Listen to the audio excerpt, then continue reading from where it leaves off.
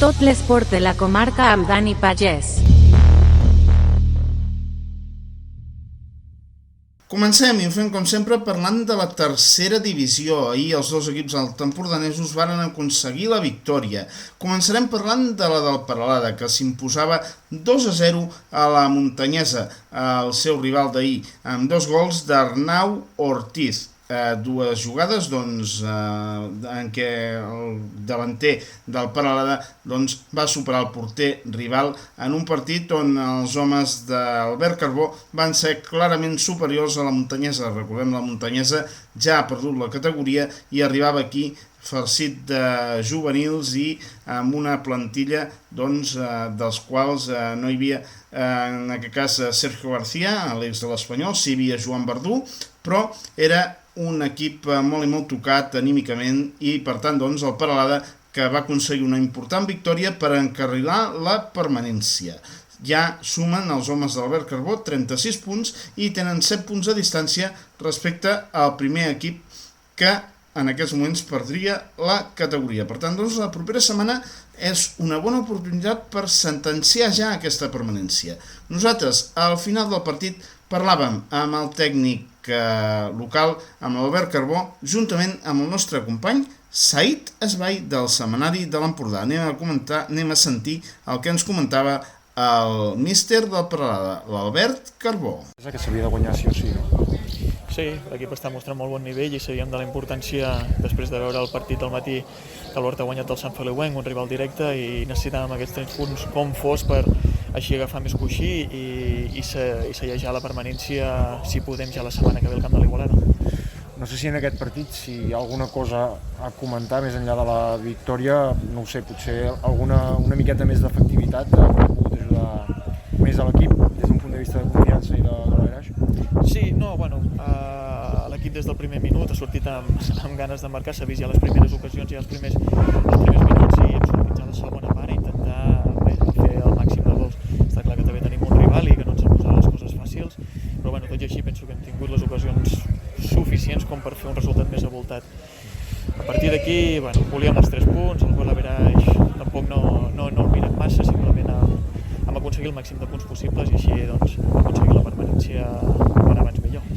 Precisament sobre això entreu en la recta final ja de la temporada, ja ni de fases ni coses estranyes, últims 4 partits i l'encareu sense necessitats, és a dir, jo entenc que intentant aconseguir un bon resultat i poder acabar la temporada tranquils, no? Sí, i tant, ara l'equip fins a l'últim dia donarà la cara i competirà fins al final, encara que aconseguim la permanència la setmana que ve, Déu vulgui. L'equip ara està a molt bon nivell, està disfrutant, es nota la soltura dels jugadors amb l'atreviment amb la pilota i bé, espero i desitjo que així segueixi fins aquests últims 4 partits i donem molt bona imatge i si podem sumar els 12 de 12, no dubtem que anirem a per això. Sí.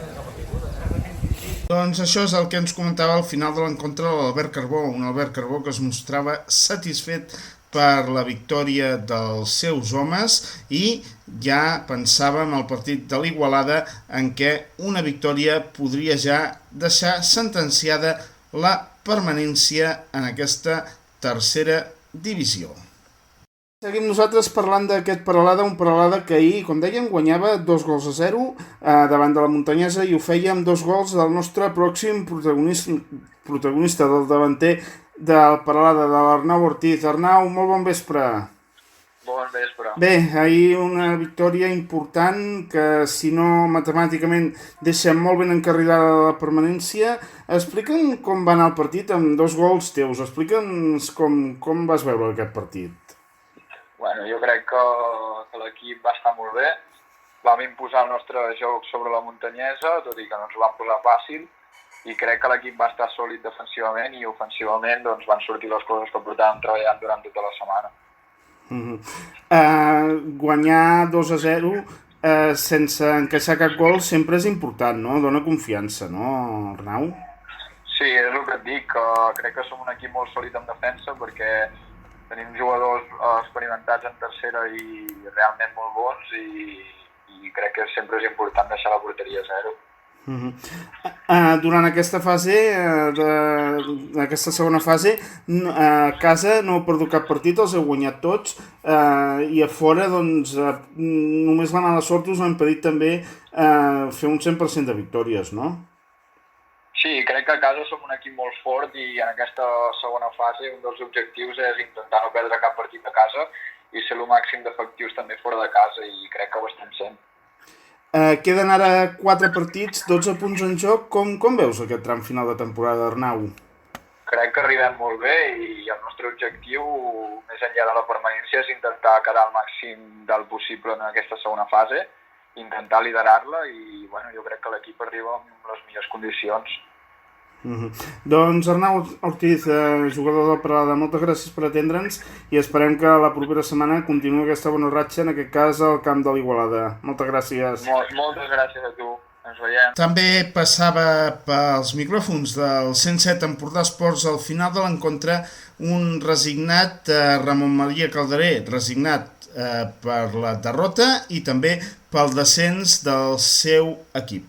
Anem a escoltar el que ens comentava també, com dèiem, al final de l'encontre, el tècnic de la muntanyesa, Ramon Maria Calderé.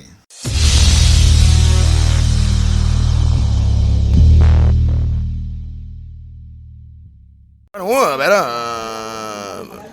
veure, la segona part, ha hagut dos parts totalment diferenciades, que és una de la primera i la segona part. La primera part hem estat, crec que força bé, inclús hi ha hagut moments que jugant amb atacs ràpids, replegant-se bé, hem tingut algunes possibilitats, però clar, ens ha faltat el remat final.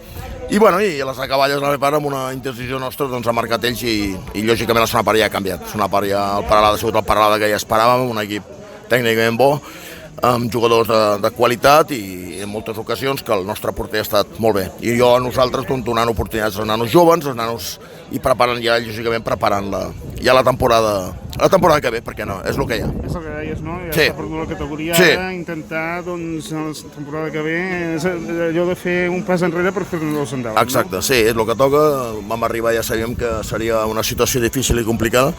Així i tot ho hem intentat, però bé, no ha pogut ser. Potser no hem estat a l'alçada i res, ara fer un canvi radical l'any que ve a primera catalana, fer un bon equip competitiu, donar les gràcies perquè ens hagin renovat, a mi, a Lluís Milà, i intentar tornar a l'equip a tercera divisió. Doncs Ramon, esperem molt que pugueu aconseguir que pugui tornar a la tercera divisió, en aquest cas amb la muntanyesa novament. T'ho agraeixo molt i enhorabona al Peralada. Vinga. Un Ramon Maria Calderé, doncs, que s'acomiadava amb aquesta enhorabona al Peralada. Un Peralada que la propera jornada ja serà la 7ª d'aquesta segona fase, s'enfrontarà el diumenge 5 de la tarda al camp de l'Igualada. Esperem que els homes del Peralada, els xampanyers, puguin tornar amb una bona victòria que certifiquin ja aquesta permanència a la tercera divisió. Empordà 107 Esports amb Dani Pagès.